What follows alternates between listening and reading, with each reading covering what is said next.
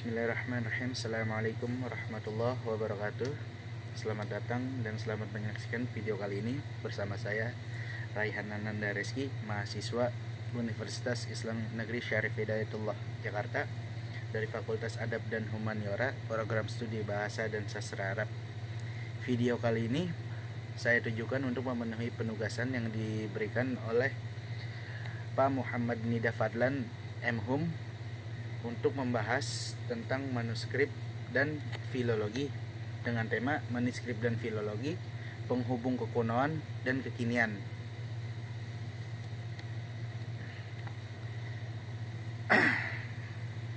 Pada sebelumnya saya ingin mengucapkan kata-kata yang sering kali didengar dari perkataannya Soekarno, yaitu jas merah, yang berartikan jangan sekali-kali melupakan sejarah. Karena perkataan itu ada kaitannya dengan video kali ini. Oke, langsung saja kita masuk ke pembahasannya. Yaitu yang pertama, kita akan membahas tentang manuskrip atau naskah kuno. Manuskrip atau naskah kuno secara pengertian memiliki tiga. Yang pertama, menurut KBBI, manuskrip atau naskah kuno adalah tulisan tangan maupun ketikan yang menjadi kajian filologi. Pengertian kedua yaitu menurut Undang-Undang Nomor 43 Tahun 2007 tentang perpustakaan, yang menjelaskan tentang manuskrip atau naskah kuno adalah semua dokumen tertulis yang tidak dicetak atau tidak diperbanyak dengan cara lain, baik yang berada di dalam negeri maupun di luar negeri, yang berumur sekurang-kurangnya 50 tahun dan yang mempunyai nilai penting bagi kebudayaan nasional, sejarah, dan ilmu pengetahuan.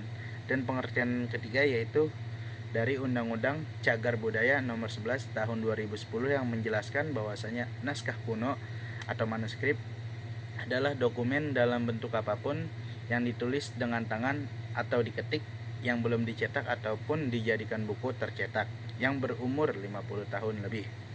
Dari tiga pengertian di atas, kita dapat menarik kesimpulan bahwasanya manuskrip atau naskah kuno itu adalah sebuah tulisan yang ditulis tangan dan diperbanyak dengan cara ditulis tangan, yang minimal umurnya itu adalah 50 tahun, dan di dalamnya tidak hanya tulisan belaka, namun harus memiliki nilai penting bagi kebudayaan nasional, sejarah, ataupun ilmu pengetahuan.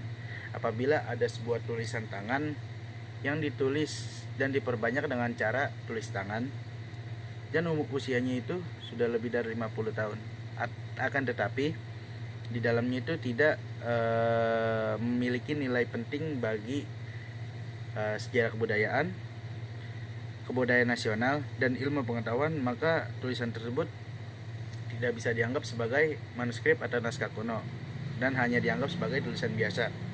Akan tetapi apabila ada sebuah tulisan tangan yang memiliki nilai penting bagi kebudayaan nasional, bagi sejarah dan ilmu pengetahuan, akan tetapi usia tulisan tersebut belum sampai 50 tahun, tulisan tersebut juga belum bisa dianggap sebagai manuskrip atau naskah kuno.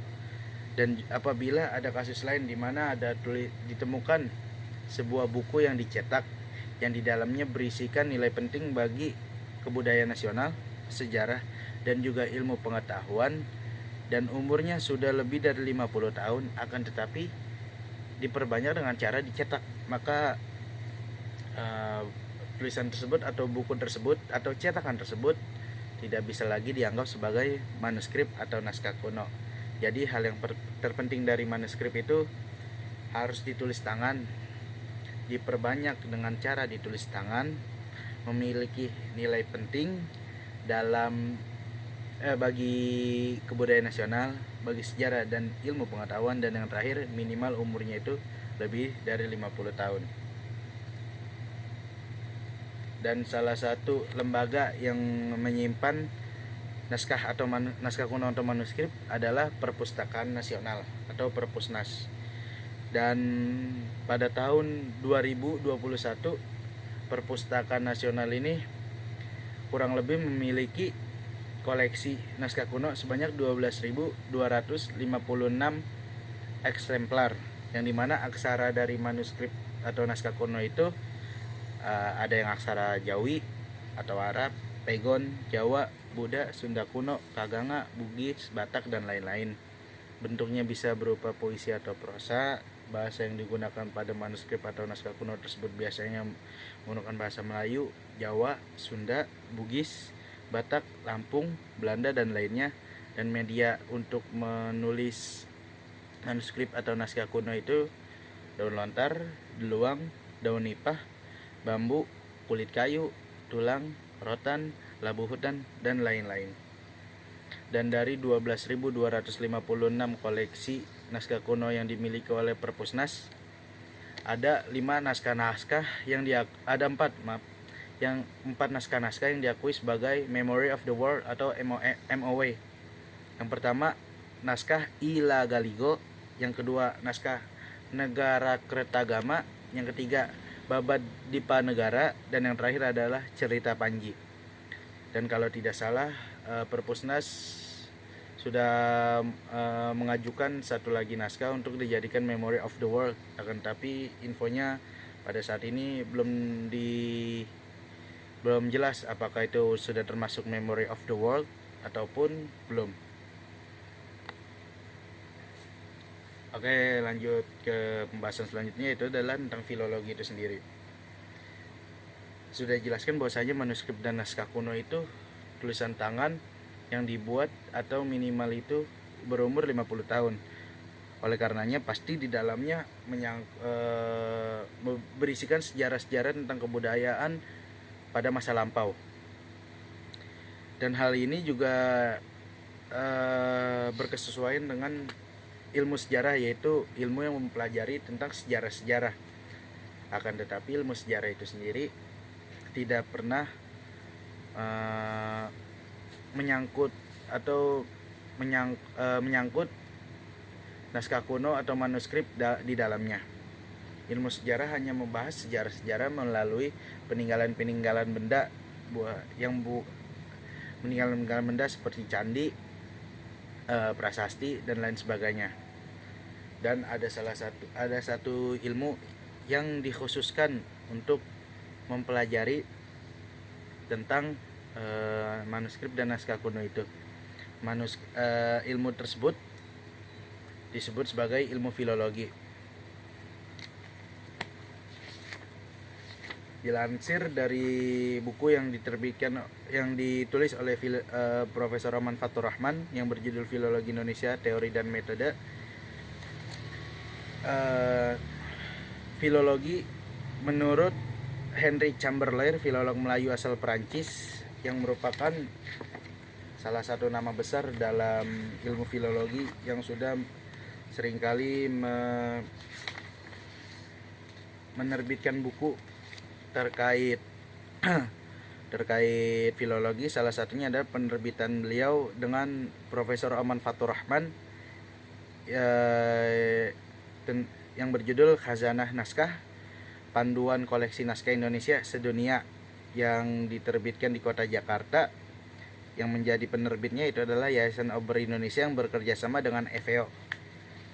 Beliau atau Henry Chamberlain itu mengatakan tentang filologi bahwasanya filologi itu bukanlah sebuah tujuan, akan tetapi hanya sebuah peralatan, yang dimana kita dapat memastikan bahwasanya ilmu filologi itu adalah sebuah pengantar untuk mempelajari tentang isi-isi teks dalam manuskrip atau naskah kuno, bukan sebuah tujuan.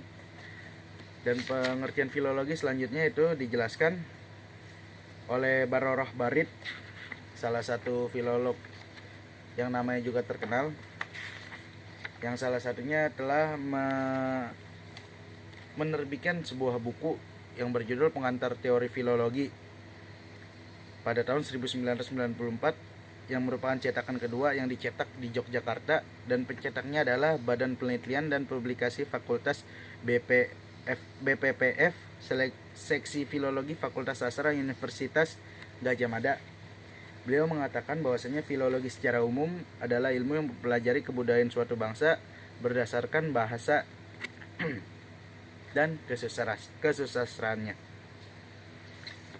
Dari penjelasan tersebut kita dapat menarik kesimpulan bahwasanya ilmu filologi adalah itu ilmu mempelajari tentang manuskrip, dan ilmu ini bukanlah sebuah tujuan dalam mempelajari manuskrip, akan tapi ilmu ini digunakan sebagai alat untuk mempelajari tentang manuskrip itu sendiri. Dan Profesor Oman Fatur Rahman yang salah satu karyanya berupa Filologi Indonesia, Teori dan Metode mengatakan bahwasanya filologi is about reading manuscripts, yang artinya filologi ini tentang membaca manuskrip. Karena filologi dan ilmu sejarah itu sama-sama mempelajari tentang kebudayaan manusia di masa lampau, oleh karena itu filologi dan ilmu sejarah itu sama pentingnya untuk dipelajari agar mengerti tentang kebudayaan-kebudayaan yang ada dari masa lampau.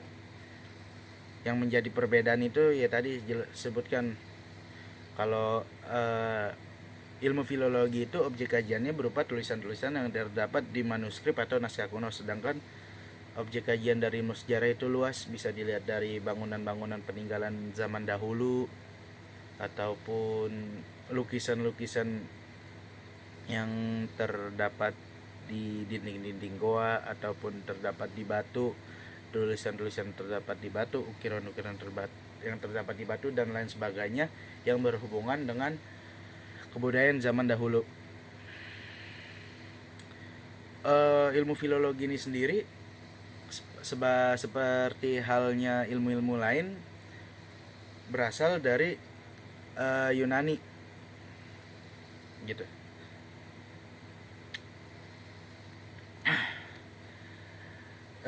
Salah satu ilmu filologi adalah, kan tadi sudah dijelaskan bahwasanya ilmu filologi adalah ilmu yang mempelajari tentang manuskrip.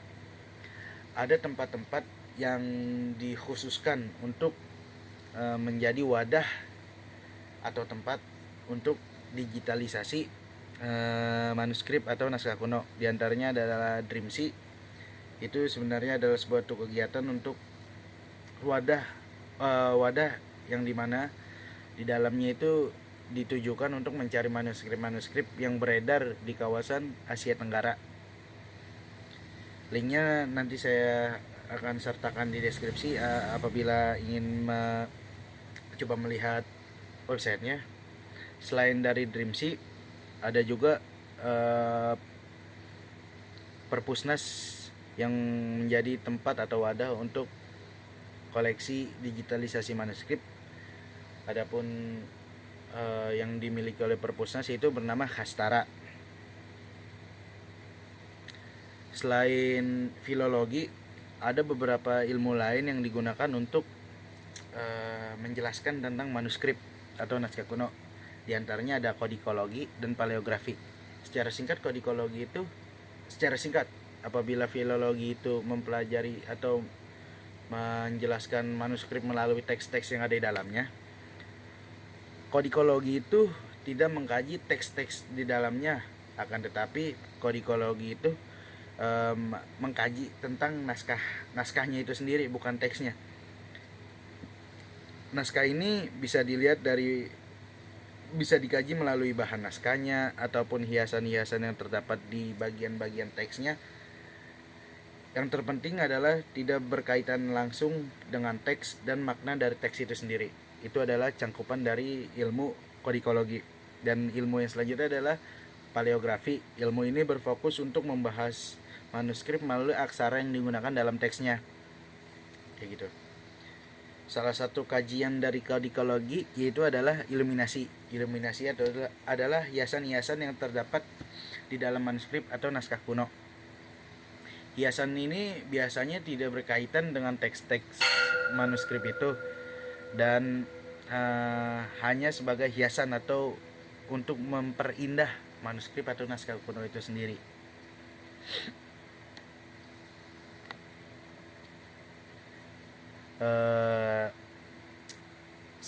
Iluminasi, contoh iluminasi itu dapat dilihat, yang paling dapat dilihat adalah dalam mushaf Al-Quran, dan biasanya ada di awal-awal Al-Quran, biasanya di surat Al-Fatihah ataupun Al-Baqarah 5 ayat pertama.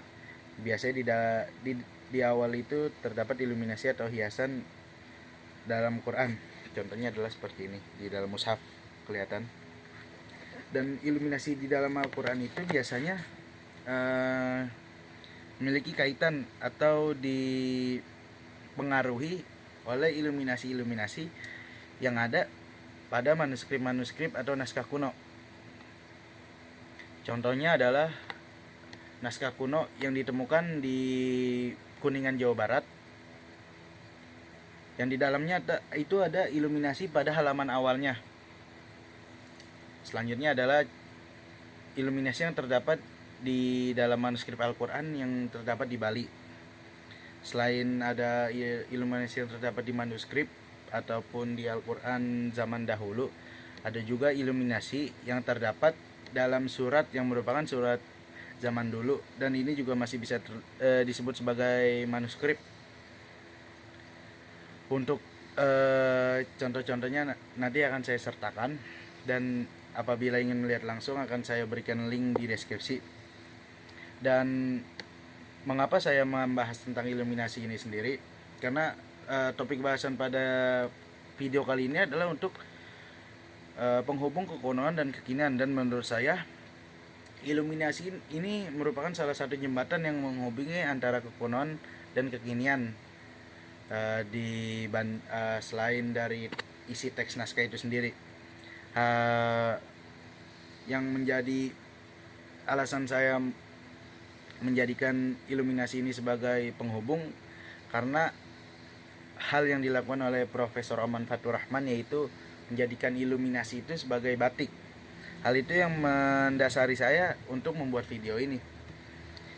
Dan saya juga memiliki pemikiran yang sama dengan beliau, karena menurut saya iluminasi itu merupakan ciri khas dari manuskrip dan wilayah dari mana manuskrip itu ditemukan. Oleh karena itu, manuskrip dijadikan sebagai batik sangatlah cocok. Apalagi manuskrip itu kan tersebar luas, dan biasanya manuskrip itu memiliki kesamaan di tiap wilayah-wilayahnya, dan penggunaan iluminasi sebagai batik itu menjadi salah satu cara terbaik untuk menjadi penghubung antara kekunoan atau kebudayaan zaman dahulu dengan kebudayaan zaman sekarang. Dan pada dasarnya iluminasi itu sendiri tidaklah terlalu buruk apabila dinilai dari estetikanya, karena pada dasarnya iluminasi yang terdapat pada manuskrip dan naskah kuno itu sangat cantik dan memiliki nilai-nilai di dalamnya. Dan salah satu yang menjadikan hiasan itu mempunyai nilai tertinggi selain nilai estetikanya adalah nilai budayanya. Dan sudah pasti karena ini terdapat di manuskrip dan naskah kuno, iluminasi ini memiliki nilai budaya yang sangat kental di dalamnya. Selain digunakan sebagai batik yang menjadi ciri khas suatu wilayah, iluminasi ini dapat digunakan sebagai hiasan-hiasan atau lukisan di rumah, karena iluminasi ini indah dan memiliki nilai-nilai tersendiri di dalamnya. Oleh karena itu, iluminasi ini sangat baik dan juga sangat baik digunakan sebagai penghubung antara kekunoan dan kekinian. Dan selain digunakan sebagai batik ataupun hiasan, iluminasi ini juga bisa digunakan sebagai motif pada sarung. Yang mendasari saya untuk mengatakan ini adalah salah satunya yaitu perkataannya Tretan Muslim, di mana sarung itu dianggap sebagai sesuatu yang kuno, dan itu dilihat dari motif-motifnya yang tidak menarik untuk dilihat. Oleh karena itu, untuk menarik minat dari generasi-generasi sekarang, salah satu caranya itu bisa digunakan iluminasi sebagai motif pada sarung, agar sarung itu terlihat lebih modern dan lebih kaya akan hiasan. Dan juga yang terpenting bahwasanya motif yang digunakan itu memiliki nilai budaya karena motif itu langsung diambil dari manuskrip atau naskah kuno.